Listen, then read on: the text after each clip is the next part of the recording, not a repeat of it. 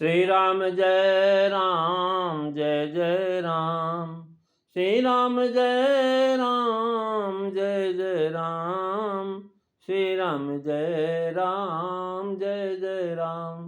बोलिए सियावर रामचंद्र भगवान की जय। पवन सुत हनुमान की जय। उमापति महादेव की जय। गोस्वामी तुलसीदास जी महाराज की जय।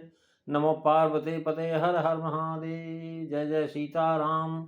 आदरणीय विद्वजन, श्रद्धार्पा देवियों एवं विश्वास भी कथा सुधाओं, भगवत सानिध्य में भगवान का चरित्र श्रवण करने के लिए हम लोग उपस्थित हुए हैं।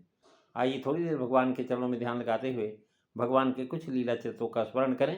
पिछली चर्चा में आप सुन रहे थे कि नारद जी महाराज भ्रमण करते हुए कैलाश पर्वत जो है पहुँचे, हिमालय पर्वत पर। वहाँ महाराज गंगा जी के किनारे एक बहुत सुंदर आश्रम, जहाँ वो समाधिस्थ हो गए। उनकी समाधि जब लगी तो महाराज उनकी समाधि को देख करके स्थिति ऐसी बदल गई। नारद मुनि की यह दशा सामर्थ्य देख करके इंद्र डर गया। क्यों? नारद जी को श्राप था कि तुम ज़्यादा देर तक कहीं ठहर नहीं सकोगे, चलते रहोगे। लेकिन आज नारद जी समाधिस्थ हो गए हैं तो काफ़ी देर तक समाधिस्थ रहे। तो यह दशा देख करके सामर्थ्य देख इंद्र डर गया। उसने कामदेव को बुला करके महाराज उसका बड़ा सम्मान आदर किया। और उसके बाद कामदेव से कहा कि भाई देखो ऐसा है, तुम हमारे लिए एक काम करो, अपने सहायकों सहित जाओ। यह सुनकर के महाराज, जिसकी पताका में मछली है, ऐसे कामदेव मन में हर्षित होकर के वहाँ से चलता है। तुलसीदास जी लिखते हैं कि मुनि गति देखी सुरेश डराना, और काम ही बोली किन सन्माना, सहित सहाई जाऊ मम हेतु, और चले हरसी जलचर केतु, मंगल भवनु अमंगल हारी, रवऊ सुदशरथो अजीर बिहारी।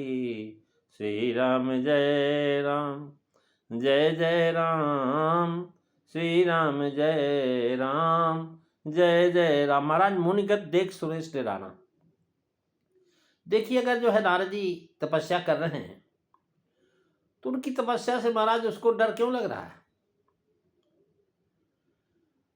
डर इसलिए लग रहा कि महाराज नारद जी तो समाधि ले ही नहीं सकते। दक्ष के साप जो है इसको था, लेकिन आज दक्ष का साप जो है समाप्त हो गया है। ते मुनि की गति ऐसा तो नहीं है कि कहीं हमारे इंद्रलोक को ले लेना चाहते हैं। महाराज जो समाधिस्थ हो गया है, भजन में लग गया है, इनके लिए किसी लोक को ले लेना कौन सा मुश्किल का काम है? यह इनके लिए कोई बड़ी बात नहीं। यह तो इनके बाएं हाथ का खेल है। महाराज इंद्र भयभीत हो गया। जो सत्ता के लालची होते हैं महाराज, उनको कहीं से भी अगर महसूस हुआ कि यहाँ से मेरी सत्ता जा सकती है तो महाराज तुरंत जो है वो भयभीत होकर के उस कारण को मिटा देना चाहते हैं।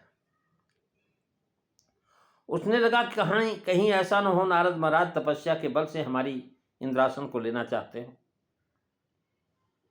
तो इसलिए काम ही बोल कीन सन्माना। राजा यदि किसी सेवक को अपनी ओर से बुला करके उसका सम्मान करे तो समझ लेना चाहिए सेवक को कि राजा के सामने आज बहुत कठिन कार्य आ गया है और हमारे प्राणों पर ही आ जानने की संभावना नहीं। महाराज कामदेव को जब बड़े आदर के साथ बुलवाया और कामदेव आया इंद्रलोक में, इंद्र की सभा में आया तो महाराज उसका बड़ा सम्मान किया इंद्र ने। देवराज है इंद्र और काम एक देवता है। देवताओं का राजा महाराज इंद्र, उसका बड़ा सम्मान करता है। क्योंकि महाराज किसी से काम निकालना हो तो उसका आदर सत्कार करने की रीति है, विशेषतः अगर शत्रु पर लड़ाई करने के लिए महाराज आप वीरों की सुफटों की प्रशंसा और उनका सम्मान नहीं करोगे तो कैसे जाएंगे वीर? वीरों का आदर सम्मान करके उनको युद्ध में भेजा जाता है। महाराज देख सुभट सब लायक जाने, ले ले नाम सकल सन्माने। महाराज ये निखाद राज की चर्चा आगे गंगा जी के किनारे जब भगवान श्री राम पहुँचेंगे भरत जी, तब की चर्चा। अब महाराज यहाँ जो है कुमार संभव में लिखा, अवैमि ही सारमत खलु त्वाम कारे गुरुण्यात वनम नियोक्थे व्यादिशते भूधरता में श्री कृष्ण ने द्वेना शेष।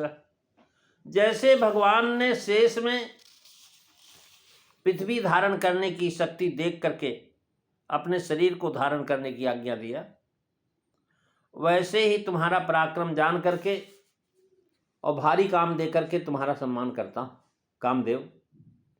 ये स्मरण रहे कि शिव जी की समाधि छुड़ाने में तो तुम्हारे प्राण पर आ बीतेगी। यह जान करके जो है उस प्रसंग में बड़ी स्तुति उसकी की थी। और यहाँ तो बुलाया और भेजा है, और बुलाया जब आ गया कामदेव, उसका बड़ा सम्मान किया। सम्मान करने के बाद कहने लगा कि महाराज सही सहाय जाओ मम हेतु। भाव है कि मुनि का भारी महत्व देख करके कामदेव को अकेले भेजने का साहस नहीं हुआ। इंद्र जानता था कि अकेले जाएगा तो महाराज नारद की समाधि भंग नहीं होगी, उसे विश्वास नहीं है कि वह हमारे काम में अकेले सफल होगा।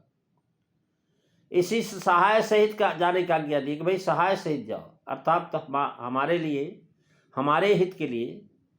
भाव है कि नारद भजन भंग करने से हमारा हित होगा, हमारा लोक इंद्रलोक बच जाएगा, हमारा इंद्रपद सुरक्षित रहेगा।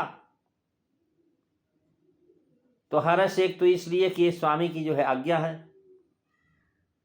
और हमारे लिए हितार्थ है। अब जो है यहाँ चले हर्ष ही। हर्ष एक तो इसलिए है कि स्वामी की आज्ञा है, उसको मैं पूरा करने जा रहा हूं। और जो है ये भी सोच करके हुआ, उनका खास काम है इंद्र का, और स्वामी का कार्य करने में हर्ष होना ही चाहिए। हर्ष यह भी सोच करके हुआ कि देवर्षि नारद की समाधि छुड़ाने से मेरा और भी अधिक यश और सम्मान होगा, क्योंकि मेरे लिए उनकी समाधि छुड़ाना कौन सी बड़ी बात है, मैं जाते ही समाधि छुड़ा दूंगा। सहज ही सफलता प्राप्त करने का अभिमान है उसको, विश्वास है कि मैं जाऊंगा तुरंत उनकी जो है समाधि छूट जाएगी। अब जो महाराज विश्वास है उसको अतः हर्षित होकर के चला। तीसरे, वह चलते समय सेना लेकर के चला है। आगे चल करके वक्ता स्पष्ट करते कि अपनी वह सेना देख करके हर्षित हुआ। अपनी बड़ी भारी सेना महाराज, काम की सेना लेकर के चला। मुनियों के भजन में बांधना डालने से महाराज काम को हर्ष होता ही है, ये उसका स्वभाव है। हृदय में प्रसन्नता हो, ऊपर से अपना हर्ष प्रकट नहीं करता, क्यों उससे अभिमान जान पड़ता। काम में सफलता न होने पर लज्जित भी होना पड़ेगा। अब जलचर केतु कहा, अर्थात जिसकी पताका पर जलचर बीन का चिन्ह है, पताका रथ के ऊपर होता है, और जलचर केतु कह करके महाराज सूचित किया कि रथ पर चढ़ करके चला। यदि रथ पर चढ़ करके न चला होता तो पताके का वर्णन करने का कोई प्रयोजन नहीं था। पताका जो है रथ का एक अंग है। कहते सौरज धीरज तही रथ चाका, और सत्यशील दृढ़ ध्वजा पताका। तो महाराज सत्य और शील ये ध्वजा और पताका है। अब वहां से महाराज वो सुदासुरी इंद्र के मन में डर हुआ था महाराज कि देवर्षि नारद हमारे नगर अमरावतीपुरी में निवास अर्थात अपना दखल अधिकार जमाना चाहते हैं। तुलसीदास जी कह रहे हैं, संसार में जो लोग कामी हैं, जो लोभी हैं, जो कुटिल हैं, वो कौवे की तरह सबसे डरते हैं। तो प्रेमी सज्जनों, ये आज हमने जो है दोहा नंबर 125 की 5वीं और 6वीं चौपाई को श्रवण किया। कल हम 7वीं और 8वीं चौपाई पर विचार करेंगे। आज बस इतना ही। बोलिए सियावर रामचंद्र भगवान की जय।